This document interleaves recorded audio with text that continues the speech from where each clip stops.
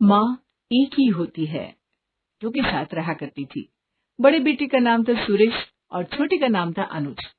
सुरेश तो अपने पैरों पर खड़ा हो गया था, पर अनुज अभी कॉलेज स्टूडेंट था और पूरी तरह से अपनी माँ और भाई पर डिपेंडेंट था। माँ, मेरे मोजे कहाँ है? एक काला वाला मिला और एक सफेद वाला, इनकी जोड़ी कहाँ है? मेरा कोई भी सामान सही टाइम पे नहीं मिलता। अरे रुक जा, आती हूँ। तू अपना सामान एक जगह रखा करना, तभी एक जगह मिलेगा तुझे। तू तो आते ही सारा सामान इधर उधर फेंक देता है। अच्छा ठीक है, लेकिन फिलहाल मोजे तो दे दो, मुझे लेट हो रहा है, जल्दी करो ना माँ। अरे क्या हो गया? क्यों चिल्ला रहा है वो अनुज? सुबह सुबह इतना शोर क्यों मचा रखा है इस लड़के ने? अरे मेरे मोजे नहीं मिल रहे, मुझे देर हो रही है। रोज मेरे मोजे गायब हो जाते हैं। अरे चिल्लाना बंद करो, अभी मिल जाएंगे। जरा सी कोई बात हो, तुम तो दूध पीते बच्चे की तरह चिल्लाना शुरू कर देते हो। थोड़ा सब्र तो रखो, देख कर देती हूँ ना। लेट हो रहा है तो थोड़ा जल्दी उठा कर, लेकिन तू तो एकदम टाइम से उठता है, तो होगा ही ना लेट। माँ, बाद में डांट लेना, अभी मोजे दे दो, वरना सर मुझे क्लास से बाहर कर देंगे। लीलावती और सुरेश मिलकर अनुज के मोजे ढूंढते हैं और वो मोजे उन्हें अनुज की ही दूसरे जूतों में मिल जाते हैं। ये लो, पकड़ो अपने मोजे। ध्यान रखा करो कि कहाँ रखे हैं। ये तुम्हारे जूतों में ही थे। अब ऐसे ही कहीं फेंक देगा तो अगली बार फिर से ढूंढना पड़ेगा। एक जगह बना ले, वही रखा कर। Thank you. अच्छा ठीक है, अगली बार से मैं ध्यान रखूंगा। चल अब फटाफट तैयार हो जा और कॉलेज जा, वरना मुझे ही बोलेगा मेरी वजह से लेट हो गया। खाने में क्या है माँ? बहुत भूख लग रही है, जल्दी से परोस दो ना। आलू गोभी, बस 2 मिनट में परोस देती हूँ, आजा। ना, मैं आलू गोभी नहीं खाऊंगा, मुझे कुछ अच्छा दो ना। ये क्या है आलू गोभी? अच्छा क्या होता है, हैं? सब्जी है, और क्या बना कर दूं, तू ही बता दे। अच्छा मतलब, अच्छा मतलब पास्ता। आप मेरे लिए पास्ता ही बना दो। ओहो, पास्ता, ठीक है। मुझे 10 मिनट दे, मैं फटाफट बना कर लाती हूँ। लेकिन अब ना मैं बूढ़ी हो गई हूँ, अब तेरी भाभी आएगी तो उन्हीं से बनवाना ये पास्ता। मुझसे इतनी जल्दी जल्दी काम नहीं होता। अब तू अपना हुक्म ना अपनी भाभीियों पे चलाना, वही बनाएगी तेरे लिए पास्ता पिज्जा। अरे माँ, ऐसी बात ना करो ना, भैया को शर्म आ रही है। चुप कर, बदमाश कहीं का। देख रही हो ना माँ, कितना शैतान हो गया ये।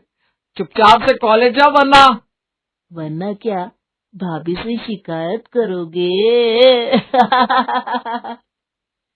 लीलावती और सुरेश इसी तरह से अनुज की हर बात माना करते थे। कुछ वक्त बाद लीलावती एक अच्छी लड़की देखकर सुरेश की शादी करा देती है। आओ मंदिरा बहू, आओ। तुम्हारा हमारे इस छोटे से परिवार में स्वागत है। अब से ये घर और मेरा परिवार तुम्हारा हुआ। संभालो आप सब। वेलकम भाभी, वेलकम। आप आई तो बाहर आ गई हमारे घर में।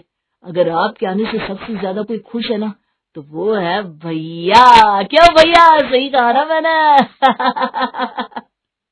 अरे शैतान, अब तो अपने भाई की टांग खींचना बंद कर दे। अरे बस भी कर माँ, देखो ना इसको, समझा दो इसको।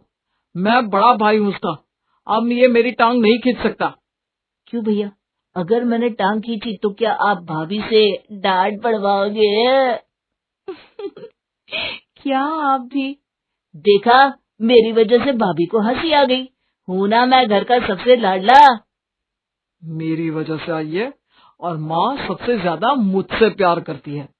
अरे माँ मुझसे प्यार करती है सबसे ज्यादा, और अब तो भाभी भी आ गई हैं। अरे बस करो तुम लोग, अपनी बातों में लग गए और बहू बेचारी खड़ी हुई है। जा बहू, कमरे में जा, कमरे में ले जाओ इसे, ताकि वो भी थोड़ा आराम कर ले। सॉरी भाभी, आइए ना। अनुज मंदिरा के आने से बहुत खुश था। उसने हमेशा सुना था कि भाभी माँ समान होती है, तो उसे यही लग रहा था कि उसे दूसरी माँ मिल गई है। लेकिन उसे क्या पता था कि वास्तविकता कल्पना से काफी दूर होती है। माँ, अरे ओ माँ, कहाँ हो? अरे क्या हुआ, क्यों चिल्ला रहा है? सुबह हुई नहीं कि तेरा चिल्लाना शुरू हो जाता है। भैया कहाँ है?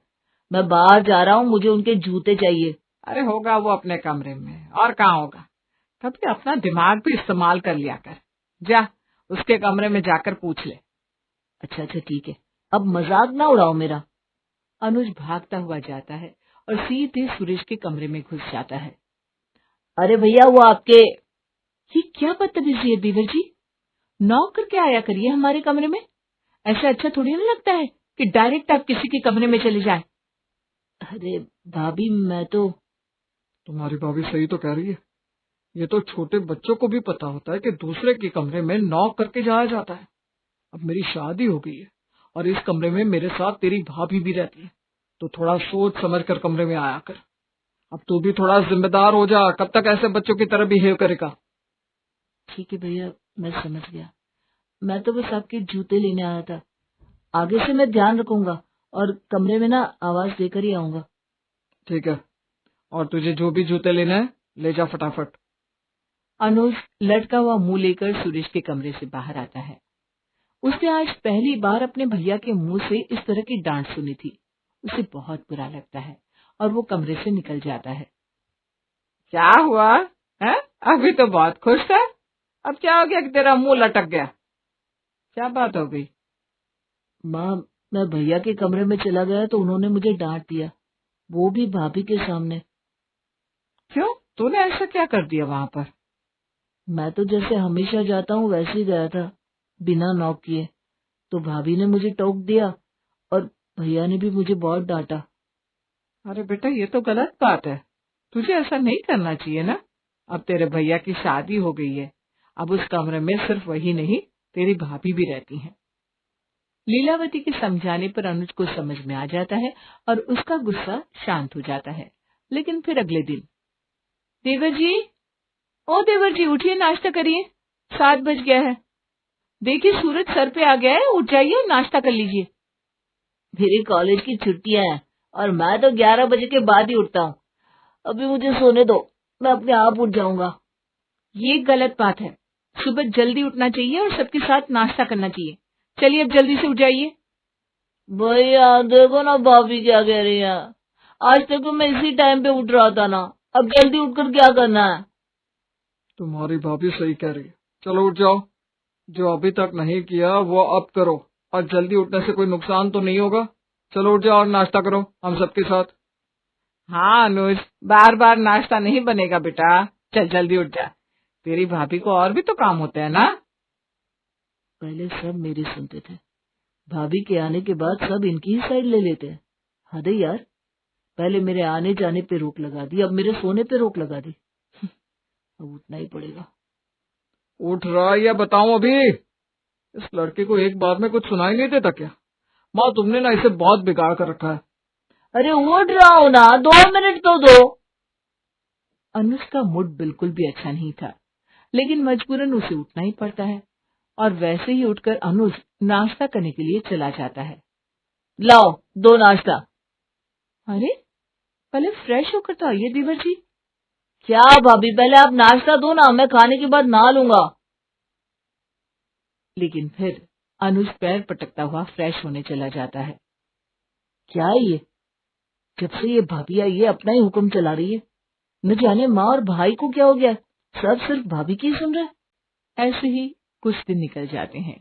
एक दिन अनुज अपने भैया से कहता है, भैया आज तो आप ऑफिस से जल्दी आ गए थे, तो क्यों ना हम लोग मूवी देखने चले? आप कब से कह रहे थे ना, तो चलो आज चलते हैं। हाँ ठीक है, जाओ फटाफट तैयार होकर आ जाओ, आज सब चलते हैं मूवी देखने। वैसे भी बहुत दिन हो गए हम सब कहीं एक साथ नहीं गए। अच्छा ठीक है, मैं अभी तैयार होकर आती हूँ। अनुज खुशी से कूदता हुआ तैयार होने चला जाता है, पर जब वो तैयार होकर वापस आता है तो, ये आप कहाँ जा रहे हैं? मैं परसों से आपसे अपने घर जाने को कह रही हूँ ना। लगता है आप भूल गए, मेरे घर जाना ज्यादा जरूरी है, आपको पता है ना। अरे हाँ, मेरे तो बिल्कुल ध्यान से उतर गया था। ठीक है, आज पहले तुम्हें तुम्हारे मायके लेकर चलता हूँ, मूवी बाद में कभी देख लेंगे। चलो तुम तैयार हो जाओ। आज समय है, आज ही चल लो, नहीं तो कल को आपको फिर से ऑफिस जाना होगा। मूवी बाद में देख लेना कभी भी। हाँ ठीक है ना, अब सॉरी अनुज, आज हम लोग मूवी नहीं जा पाएंगे, फिर कभी चलेंगे। आज तेरी भाभी को मायके लेकर जाना जरूरी है, हम मूवी के लिए बाद में चले जाएंगे। अरे ये क्या बात हुई भैया, मैं पूरा तैयार होकर आ गया और अब आप मना कर रहे हो।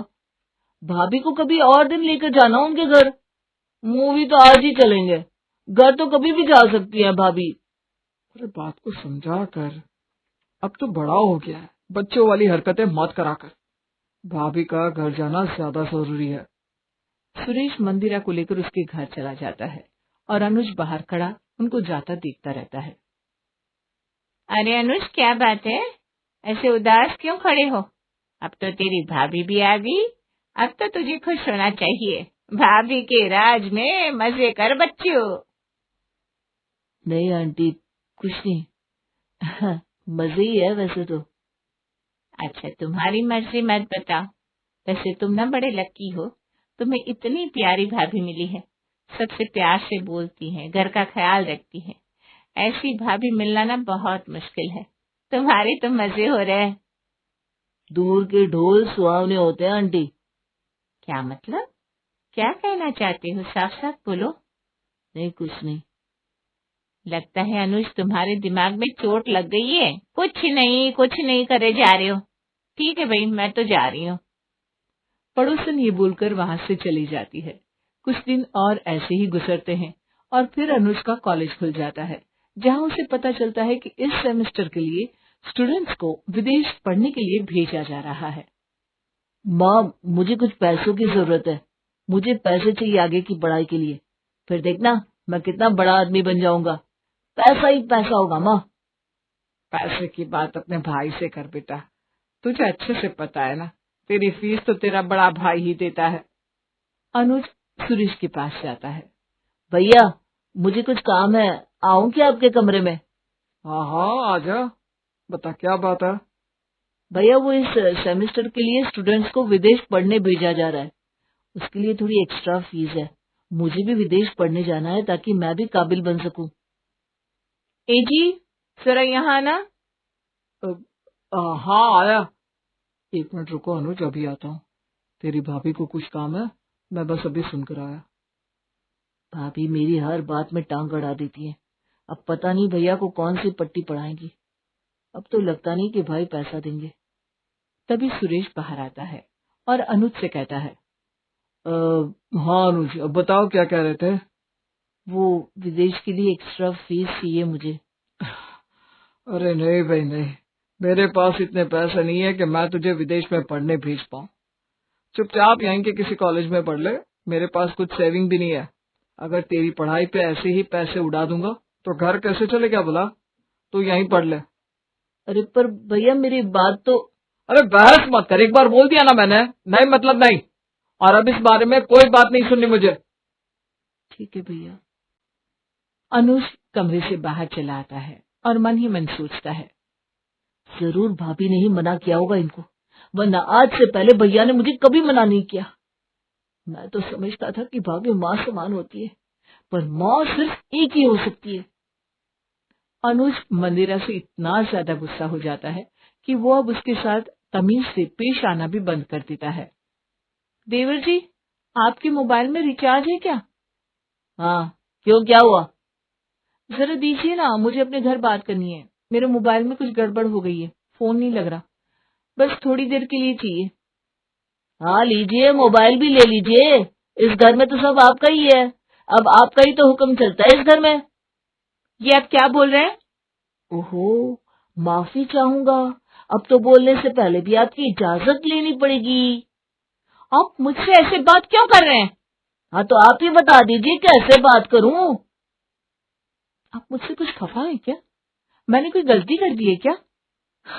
अरे भला, आप कैसे गलती कर सकती हैं, और मेरी क्या औकात आपसे खफा होने की। आप परेशान मत होइए, ये पकड़िए फोन और बैठकर बात करिए आराम से।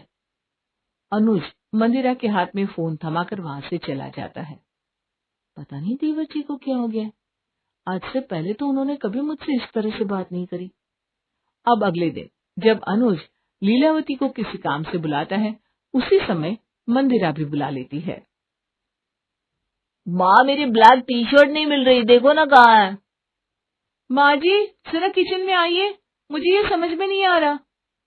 हाँ आती हूँ बहू। पहले मैंने माँ को आवाज दी थी, पर फिर भी माँ भाभी के पास चली गई। अब तक तो सिर्फ भाभी ने भैया को छीना था, अब ये मेरे माँ को भी मुझसे छीनना चाह रही है। अनुज गुस्से में तिल मिलाते हुए किचन के पास पहुंचता है और चिल्लाने लगता है। भाभी बस करिए, कम से कम मेरी माँ को तो मेरा रहने दीजिए। अरे क्या हो गया बेटा? मैंने भी आपको बुलाया था, पर आप तो मेरे पास नहीं आई, भाभी के पास चली गई। अरे क्योंकि बहाने मत दीजिए माँ, पूरी बात तो सुनिए देवर जी। आप हमारे बीच में ना बोलो, मैं अपनी माँ से बात कर रहा हूँ। तभी सुरेश वहां आता है और अनुज को बताता है कि उसकी फीस विदेश में पढ़ने के लिए जमा कर दी गई है। अरे रहने दीजिए भैया, क्यों मेरे चक्कर में भाभी से पंगा ले रहे हो? कैसे बात कर रहा है तू? पागल हो गया क्या? इसमें पंगे की बात कहाँ से आई? क्योंकि जब मैंने आपसे पैसे मांगे थे तो बीच में आपको बुलाकर भाभी ने ही तो मना किया था। क्यों, अब क्या हो गया? अरे पगले तो बिल्कुल गलत समझ रहा है। उसने मुझे किसी और बात के लिए बुलाया था और उस दिन मैंने तुझे अपनी मर्जी से मना किया था। और अब जो ये तेरे पैसे जमा किए हैं ना, वो तेरी भाभी ने ही जमा किया है, और वो भी अपनी सोने की अंगूठी बेचकर, क्योंकि वो चाहती है कि तू पढ़ लिख कर बड़ा आदमी बने। क्या? पर पर क्या पर बोलना क्या हुआ? मुझे तो ऐसा लग रहा था कि भाभी मुझे आप लोगों से दूर कर रही हैं। पहले आप लोग मेरी हर बात मानते थे, पर इनके आने के बाद आप लोगों ने मेरी बातें मानना छोड़ दिया। और उस दिन हम लोग मूवी जाने वाले थे तो आप इनके साथ चले गए। अरे तू घर का छोटा है, इसलिए हमने तुझे सिर पर चढ़ा रखा था। बहू आकर तुझे सही रास्ते पर लाई है, इसलिए तुझे बुरा लग रहा है। सुबह जल्दी उठना, नाश्ता करना, अच्छी आदतें होना, ये तो अच्छी बात है ना। और कई दिन से भाभी की मम्मी की तबीयत खराब चल रही थी, 2-3 दिन से उन्हें देखने जाना था, मैं भूल गया और तुझे मूवी के लिए हाँ कह दिया। तो वो मेरी गलती है, इसकी नहीं। आपने मेरे बारे में कितना गलत सोच रखा है देवर जी। मैं बहुत शर्मिंदा हूँ, मुझे माफ कर दीजिए भाभी। आप मेरी भलाई की बात कर रही थी और मुझे वो बुरी लग रही थी। I am so sorry and thank you for the fees. पैर छूकर माफी मांग। नहीं नहीं नहीं, इसकी कोई जरूरत नहीं है। ये सच है कि माँ एक ही होती है, पर आज मेरी समझ में आ गया कि भाभी में हमें दूसरी माँ की परछाई मिलती है। और इसके बाद उन लोगों के बीच की गलतफहमियां खत्म हो जाती है और फिर अनुज विदेश पढ़ने चला जाता है।